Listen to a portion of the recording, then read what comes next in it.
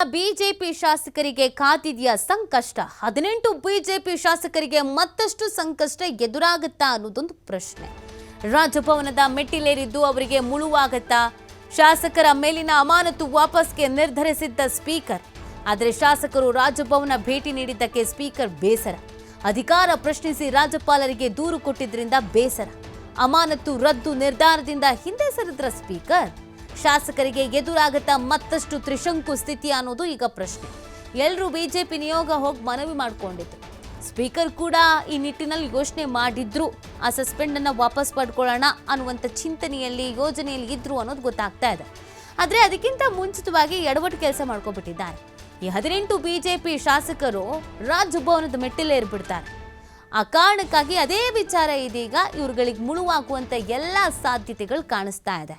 ಅಮಾನತು ವಾಪಸ್ಗೆ ನಿರ್ಧರಿಸಿದಂಥ ಸ್ಪೀಕರ್ ಈ ಶಾಸಕರ ನಡೆಯಿಂದ ಯಾವಾಗ ರಾಜಭವನಕ್ಕೆ ಭೇಟಿಯನ್ನು ನೀಡಿದ್ರೋ ಅದಕ್ಕೆ ಸ್ಪೀಕರ್ ಬೇಸರವನ್ನು ವ್ಯಕ್ತಪಡಿಸಿದ್ದಾರೆ.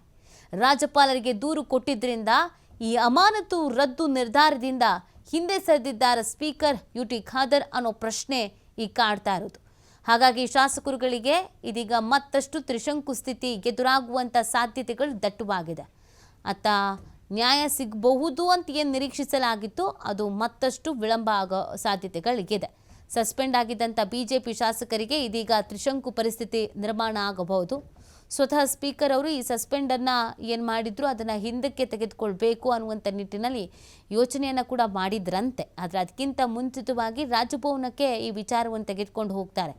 ಸ್ಪೀಕರ್ ಅವರಿಗೆ ಈ ಹಕ್ಕಿ ಇದೆಯಾ, ಮಾಡ್ಬೋದಾ ಅನ್ನುವಂಥ ಪ್ರಶ್ನೆಯನ್ನು ಇಟ್ಕೊಂಡು ಆ ಕಾರಣಕ್ಕಾಗಿ ಸ್ಪೀಕರ್ ಅವರು ಬಹಳ ಬೇಸರ ಆಗಿದ್ದಾರೆ ಅನ್ನೋದನ್ನು ಹೇಳಲಾಗ್ತಾ ಇದೆ. ಹಾಗಾಗಿ ಏನು ನಿರ್ಧಾರವನ್ನು ಕೈಗೊಂಡಿದ್ರು ಆ ನಿರ್ಧಾರದಿಂದ ಹಿಂದೆ ಸರಿದು ಸಸ್ಪೆಂಡ್ ಅಂತ ಏನು ಹೇಳಿದ್ರು ಅದೇ ನಿರ್ಧಾರಕ್ಕೆ ಬದ್ಧರಾಗ್ತಾರಾ?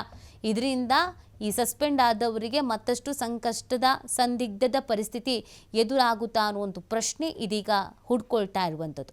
ಬಿಜೆಪಿ ನಿಯೋಗ ಹೋಗಿ ಸ್ಪೀಕರ್ ಅವರನ್ನು ಭೇಟಿ ಮಾಡಿ ಮನವಿ ಮಾಡ್ಕೊಂಡಿದ್ರು. ಏನೋ ಆಗಿದ್ದಾಯಿತು, ಸಸ್ಪೆಂಡ್ ಮಾಡಿದ್ದೀರಲ್ಲ ಇದನ್ನು ವಾಪಸ್ ತಗೊಳ್ಳಿ ಅಂತ.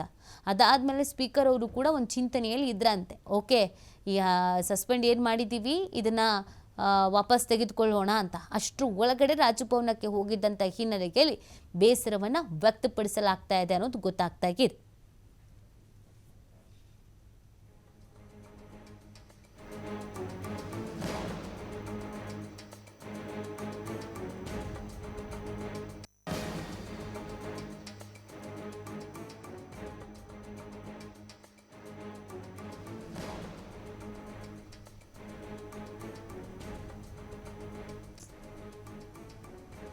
ನೋಡಿ, ಅವತ್ತು ಶಿಸ್ತು ಪ್ರದರ್ಶನ ಆಗಲಿಲ್ಲ, ಶಿಸ್ತು ಪ್ರದರ್ಶನ ಮಾಡಿದ್ರು, ಶಾಂತಿ ಕಾಪಾಡಲಿಲ್ಲ, ಸ್ಪೀಕರ್ಗೆ ಯಾವುದೇ ರೀತಿಯಾದಂಥ ಗೌರವ ಅನ್ನೋದು ಕೊಡಲಿಲ್ಲ. ಈ ಥರದ್ದು ಎಲ್ಲವನ್ನ ಇಟ್ಕೊಂಡು ಸಸ್ಪೆಂಡನ್ನು ಮಾಡಲಾಗಿತ್ತು. ಅದಾದಮೇಲೆ ಸಾಕಷ್ಟು ಆರೋಪ ಪ್ರತ್ಯಾರೋಪಗಳು ಕೂಡ ಮಾಡಲಾಗಿತ್ತು. ಕಾಂಗ್ರೆಸ್ನ ವಿರುದ್ಧ, ಸ್ಪೀಕರ್ನ ವಿರುದ್ಧ ಹರಿಹಾಯಲಾಗಿತ್ತು. ಆ ನಂತರ ಸ್ಪೀಕರ್ ಅವರನ್ನು ಭೇಟಿ ಆಗಿದ್ರು ಬಿಜೆಪಿ ನಿಯೋಗದವರು. ಈ ರೀತಿಯಾಗಿ ನಾವು ವರ್ತನೆ ಮಾಡಿದ್ದು ಕೂಡ ತಪ್ಪಿದೆ, ಆದರೆ ಈ ಸಸ್ಪೆಂಡ್ ಅಂತ ಏನು ಮಾಡಿದ್ದೀರಾ ಅದನ್ನು ವಾಪಸ್ ಪಡ್ಕೊಳ್ಳಿ ಅಂತ. ಆ ಕಾರಣಕ್ಕಾಗಿ ಸ್ಪೀಕರ್ ಕೂಡ ವಾಪಸ್ ಪಡೆಯುವಂಥ ಆಲೋಚನೆಯಲ್ಲಿಯೇ ಇದ್ದರಂತೆ. ಆದರೆ ರಾಜಭವನದ ಮೆಟ್ಟಿಲೇರಿದ್ರಿಂದ ಸ್ಪೀಕರ್ ಅವರಿಗೆ ಸಹಜವಾಗಿ ಬೇಸರ ಆಗಿದೆ. ಈ ಅಮಾನತು ಏನು ವಾಪಸ್ ತೆಗೆದುಕೊಳ್ಬೇಕು ಅಂತ ನಿರ್ಧರಿಸಿದ್ರೋ ಆ ನಿರ್ಧಾರದಿಂದನೇ ಸದ್ಯ ಸ್ಪೀಕರ್ ಅವರು ಹಿಂದೆ ಸರಿಯುವಂಥ ಸಾಧ್ಯತೆಗಳಿಗಿದೆ ಅನ್ನೋದು ಗೊತ್ತಾಗ್ತಾ ಇದೆ. ಈಗ ಆ ಕಡೆ ಸ್ಪೀಕರ್ ಅವರ ನಿರ್ಧಾರವನ್ನು ನೋಡ್ಬೋದಿತ್ತು, ವೆಯ್ಟ್ ಮಾಡ್ಬೋದಿತ್ತು. ಆದರೆ BJP ನಾಯಕರು ಅವಸರ ಮಾಡ್ಕೊಂಡಂಗೆ ಕಾಣಿಸ್ತಾ ಇದೆ. ಅಥವಾ ನಿಮಗಿಂತ ನಾವು ರಾಜಭವನಕ್ಕೆ ಹೋಗ್ತೀವಿ, ರಾಜ್ಯಪಾಲರಿಂದಲೇ ನಮಗೇನು ಬೇಕೋ ಅದನ್ನು ಮಾಡಿಸ್ಕೊಂಡು ಬರ್ತೀವಿ ಅನ್ನುವಂಥ ರೀತಿಯಾದಂಥ ಈ ವರ್ತನೆ ಇದೆಯಲ್ಲ ಅದು ಸ್ಪೀಕರ್ಗೆ ಬೇಸರ ತರಿಸಿದೆಯಂತೆ.